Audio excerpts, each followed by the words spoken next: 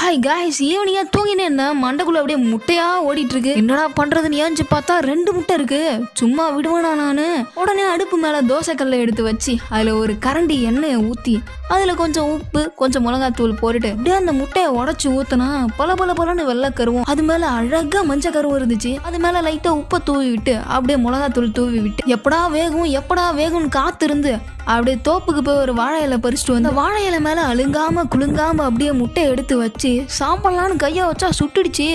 அப்ப அப்படியே கண்ணை மூடி ஒரு நிமிஷம் யோசிச்சுட்டே இருந்தேன். என்னடா லவ், சிங்கிளாவே வாழ்ந்துட்டு போலாம், ஆம்லெட் போட்டு சாப்பிட்டு போலாம் நினைச்சுக்கிட்டு அந்த முட்டையில சுத்தி இருக்கிறத மட்டும் எடுத்து கொஞ்சம் கொஞ்சமா சாப்பிட்டாங்க. அதுவே வேற லெவல் டேஸ்ட்.